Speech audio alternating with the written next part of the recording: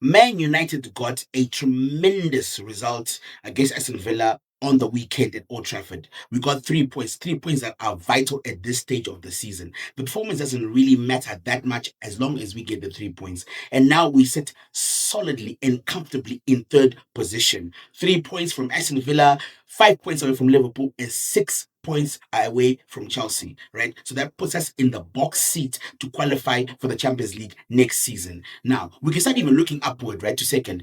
Man City still have Chelsea, Arsenal, and Aston Villa on their schedule. And so they have some tricky fixtures in which they could possibly drop points. So we could sneak into second, although third is the likely finishing position for Manchester United. Now, first place is out of the question, as it would take a tremendous bottle job from Arsenal for them to drop points. And besides us, Man City will then start playing better. In order to win the title. Now, the game itself was a game of two halves. The first half were very, very poor. We didn't play well at all. We only created really two chances. The Ahmad header that was saved magnificently by Martinez, and then Dalot, for some reason, uh, shot the ball over the bar when all he had to do was just really pass the ball into the back of the net after having put himself in a tremendous position. So the first half was not really great. Second half was better. We were quicker. Bruno Fernandes got on the ball more and again was the assist king, creating 2 goals for us. Casemiro being the king once again. So in this video, we look at what we liked for the match and what we didn't like. And as always, please do like and subscribe and leave your comments down below. I read them all and will reply every single comment. Bruno Fernandes, the best player in the world right now. And yes, I've said it. The most talented, the most creative, the best player on this planet right now. And I would like for someone to argue against it. Bring your stats because I've got plenty. 16 assists this season. And remember, he played 21 games under Amrin where he was playing as a deep lying midfielder, really, receiving the ball from the defense, really defending, really as a central midfielder. He was not in an attacking position. And look at him now, 16 assists. If you combine the two that are following him, who are Cherki and Haaland, they don't even add up to his assists right now. They add up to 15, right? And he's on course to break Thierry Henry and De Bruyne's assist record in the Premiership. And let's not forget, right? Henry was an out-and-out attacker, had to do little to no defending. De Bruyne, yes, pretended to defend at times, but really all he did was attack and provide assists. And so it is remarkable how many assists, how many chances Bruno is creating, also having the burden of being the captain and also defending, triggering the press. He has lots to do, but he is still a brilliant player. I mean, there's a stat, right, where we look at players who've created 5 or more chances in a game. Bruno has done it 12 times this season in the Premiership. 12 times. The guys that are second are Cherky, who's done it twice, and Longstaff, if you can believe that, from Newcastle, who's also done it twice. Imagine, twice. And Bruno has done it 12 times this season. He is by far the best player. If you took Mbappe out of Real Madrid right now, they can still beat Man City 3-0. Bayern Munich still walloped Atlanta 6-2 or something along those lines without Harry Kane. Man City win all the time without Haaland. And I mean, Chelsea, look, Chelsea are fourth or fifth, right? And Cole Palmer has been injured the whole season. There is no one more vital for their team than than Bruno Fernandes. And if you took Bruno Fernandes right now outside of Manchester United would be finished. It would be useless. He is by far the best player in the world. He creates the most. He is super consistent. He hardly ever gets injured. He plays every game, and he's the captain. Come on, man. Tell me, he is the most disrespected player in the Premiership in the world right now. People compare him to Martin Odegaard and Cherky and Cole Palmer. Can you believe that? They don't even have the stats to lace the shoelaces on his boots, if we're being honest. Bruno Fernandes, in his whole entire career, has been involved in something like 450 or something, 400 assists and goal involvements. If you took Cole Palmer, all of Cherky, all of Odegaard's, all of them, if you combine them, all of them, they wouldn't even come up to what Bruno Fernandes has done in his career. So it's not a comparison. He is the best player in the league and he should win Player of the Year this year. Although Manchester United are not going to win the league, and we know that Declan Rice is being lauded as the the prince that was promised. But I think Bruno Fernandes is a better player by far, and we saw it again in this game where he provided 2 assists. Michael Carrick faced an Aston Villa team that has been on the downward spiral this season. Since the injuries to Kamara, their defensive stalwart, Yuri Tillmans, who always seems to have a good game against Manchester United. We can forget that curling shot that he scored. And McGinn is just coming back from injury. These are three key players for the way that Aston Villa play. And also, Aston Villa also play a high line or mid to high line. They really do not park the bus. They really don't sit back. And so there's always space in behind the attack. And thus they played into the hands of Manchester United. Now, Manchester United has always been able to counterattack. Counter-attacking proves nothing to me. It proves nothing to me, and it should prove nothing to you. Every manager, Oli was a mastermind at that. Mourinho, Van Gaal, everyone can counter-attack, right? Leicester won a title on counter-attacking. So for me, when we score counter-attacking goals, they prove nothing to me. Or set piece goals, they prove nothing to me. Or if Bruno Fernandes does something amazing, it proves nothing to me.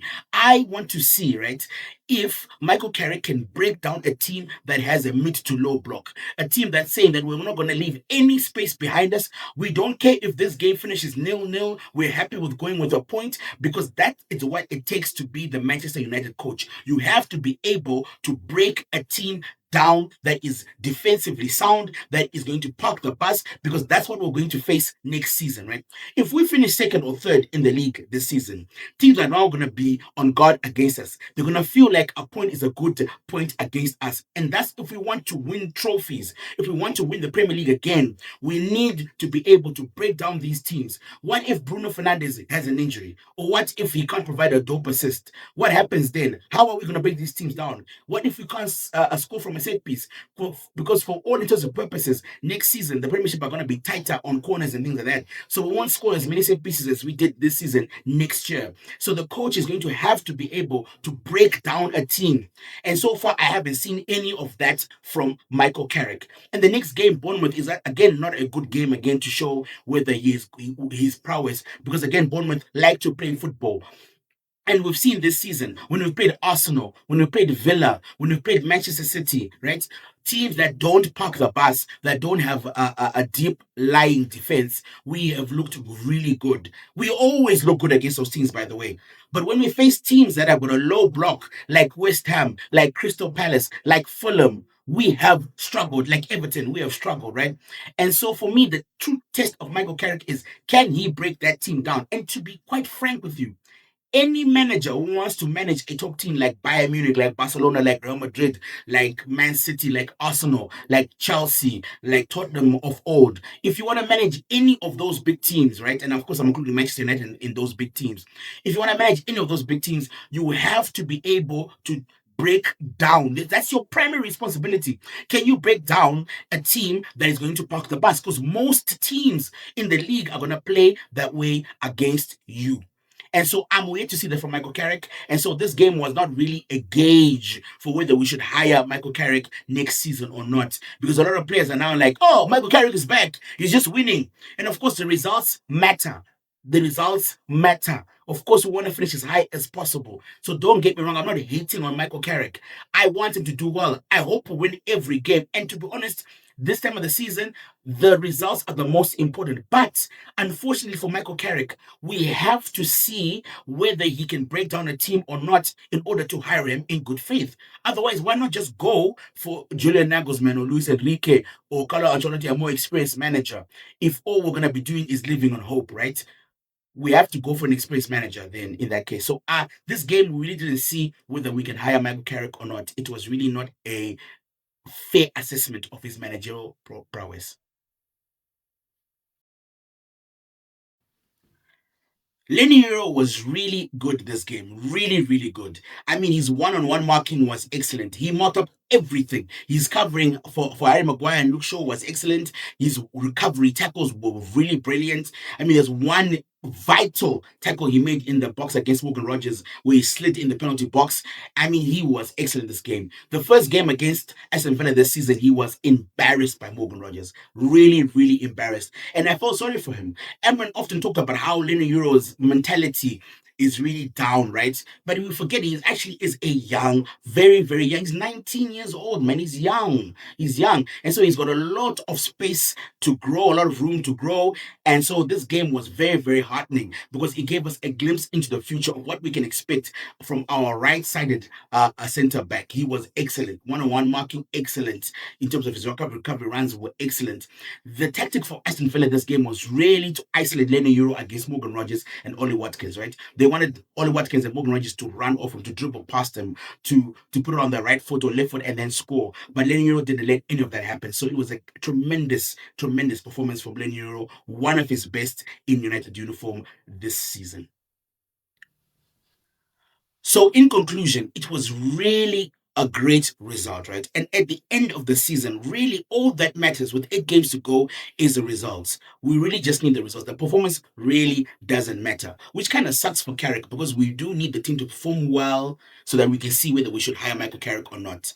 But there were some good performances from Casemiro again in his swan song tour. He has been excellent with another excellent header. He looks like he's going to score every single game, really. He's been excellent this season, man. With Casemiro on the pitch, Man United concede a goal every 111 minutes. With him off the pitch, we concede a goal almost every 30 minutes. And so his performance this season has been monumental. Lenny Euro, again, a solid game.